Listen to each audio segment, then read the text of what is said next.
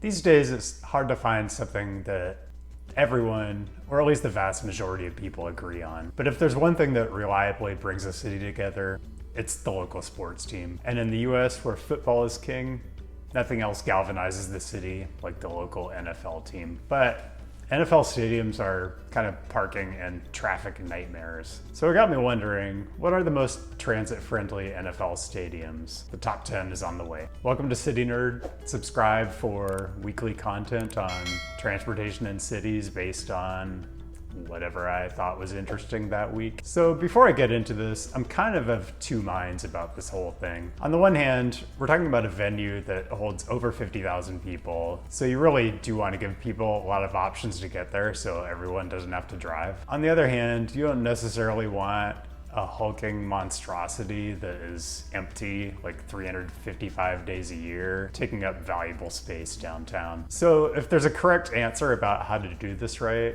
it isn't obvious, which I think is why a lot of our stadiums still kind of have this suburban feel to them, even some of the ones that are downtown. And even as we've gotten better at this with some of our sports arenas. So if you go to the great football stadiums in Europe, they're usually near the center of the city, close to a dense transit network. And yeah, there's usually some parking, but just not on the scale you see at the NFL stadiums. Camp Nou, where Barcelona play, is actually bigger than any NFL stadium, but with just a fraction of the parking, lots of transit available. So I'm just saying, it's not like this can't be done, but it's still worth asking whether you should invest a lot in having transit near a stadium that may only get used 10 days a year. Anyway, I'd be interested in hearing your opinion on that down in the comments below. So for this video, I'm just gonna pretend the answer is yes, that it's important to give people options. I mean, if nothing else, when I go to a game, I like to have a couple beverages, so I really don't want to drive, and I'm sure I'm not alone in that. So today's top 10 list is a list of the NFL stadiums with the best transit connections. And here are the criteria I use to figure it out. Number one, it has to have a rail station within walking distance. Again, call me a rail snob, but buses generally get snarled up in the same traffic that cars do. And the traffic getting out of these games in particular is just a nightmare. Number two, the more transit lines that are available from the stadium, the more credit I'm gonna give. Number three, headways, how frequent is the service? And number four, how long does it take you to get to a major transfer point, which is probably downtown. Caveats and clarifications. So this is based on Sunday transit service, which is when NFL games usually are. Looking at roughly 4 to 5 p.m. departure times. And I'm looking at regular service schedules. In reality, there are transit agencies that run extra trains or extra buses on game days, which I took a look at, and I'll mention the ones I found, but I didn't really include in the analysis. So if you know a city with great game day service that I didn't mention, let me know down in the comments. And as usual, the services cited here may be affected by pandemic-related cutbacks or other factors, and we'll talk about those when we get there. Oh, and spoiler alert, there are 32 teams, although only 30 stadiums since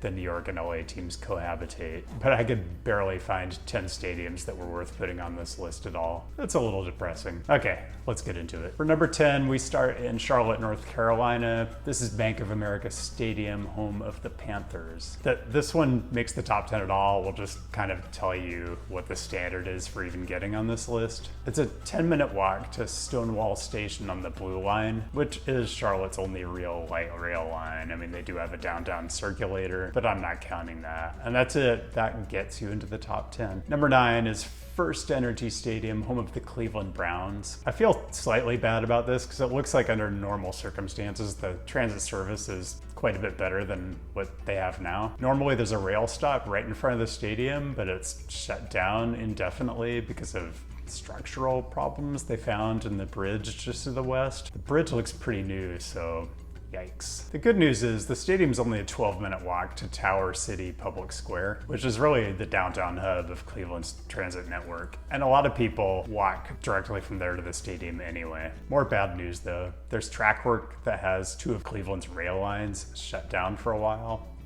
Cleveland, you can just never win. For number 8, we're going to Philadelphia, Lincoln Financial Field, home of the Eagles. I mean, they're not exactly encouraging you to take transit with this parking layout, but it's Philly, and the transit system is pretty good. You've got a 9-minute walk to NRG Station on the Broad Street line, which runs every 10 minutes and gets you downtown to some pretty good transfer points in about 12 minutes or so. Number 7 is M&T Bank Stadium, home of the Baltimore Ravens. I always find Baltimore's rail network kind of hard to parse. I mean, Google doesn't even seem to understand it at all. Like maybe the Maryland Transit Administration is using like Bing transit feed specification instead of GTFS. I don't know. What I do know is the Stadium Federal Hill Light Rail Link Station is a 3-minute walk from the stadium. So you can either take that north-south, or you can walk or transfer at the Charles Street Station downtown. It would be like a 20-minute walk to get to other destinations. 6 is Empower Field at Mile High, home of the Denver Broncos. This one is a 10-minute walk across the North Platte River to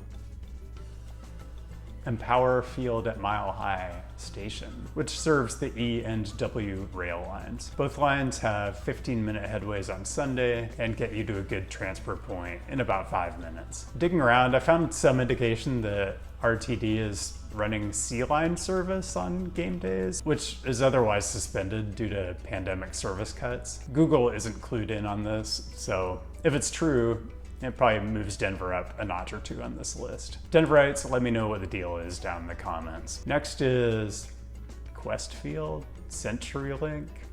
I guess it's Lumen Field now. I can't even keep up. Anyway, number 5 is home to the Seattle Seahawks. There's actually a stadium station on the Link Light Rail line, which does double duty for Safeco Field.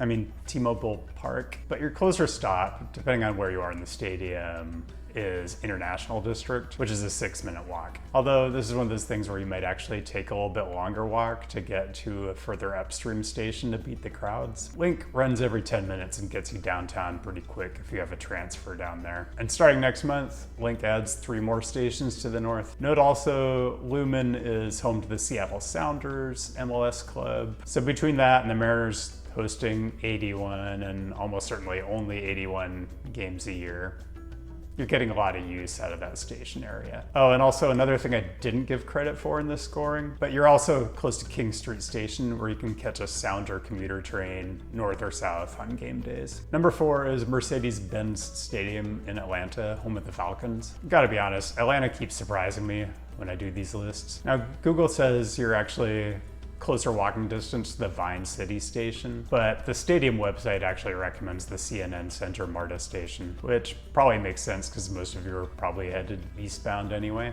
But if you take MARTA out of Mercedes-Benz, let me know down in the comments which station you use. By the way, I kind of wanted to give more credit to the teams and stadiums that had really good, easy to find transit information on their websites. This is really important. I mean, for so many of the stadiums, when you go to the transportation webpage, it's just all about which exit to take from the freeway, from which direction, and which parking lot to use, and what time to get there early enough to park. It's kind of depressing. If transit is mentioned at all, it's in the fine print at the bottom of the page. So stadiums that actually promote transit or put it on some kind of equal footing with driving kind of get a gold star, but not extra points in this ranking. But for Mercedes-Benz, they have a freaking bike valet. Come on, Atlanta, now you're just playing with my heart. Anyway, you can catch the blue and the green lines, both on 20-minute headways, and you can transfer to the other MARTA lines at 5 points, which is the next stop. Finally, I think I need to mention the Falcons do share Mercedes-Benz with Atlanta United, and Atlanta United draws 50,000 plus. So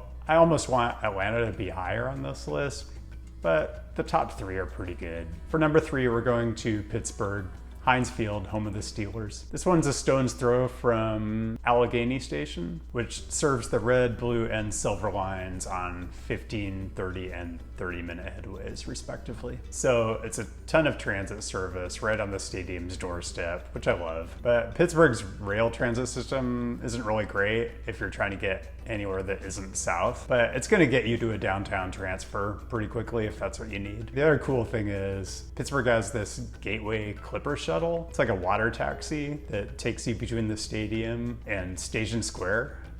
And it's kind of more like a glorified parking ride with lots of alcohol. I don't know, it's not a bad thing, but I didn't count it. Number 2 it has to be the second city. In a lot of ways, transit to Soldier Field is good enough to be number one, but the sticking point is the walk to the L. It's a 16-minute walk to Roosevelt Station, which I personally wouldn't bat an eye at, but it's pretty long compared to everything else on this list. Once you get there though, the service is great, of course. You've got the red, green, and orange lines, which run at 7.5, 12, and 10-minute headways, respectively. And you're in the loop in about 3 minutes, which will get you a transfer to pretty much any other line you need. The other thing I'd point out is, besides the CTA service, it looks like the Metro runs specials on game days, which I guess would give you a shorter walk to 11th or 18th if the service works for you. But again, it doesn't show up on the Google Transit feed specification, so I didn't count it in this assessment. Before we get to the top spot and honorable mentions, I'm kind of figuring this channel out as I go along, but I guess the point is to find different ways to look at cities and bring you some kind of unique analysis that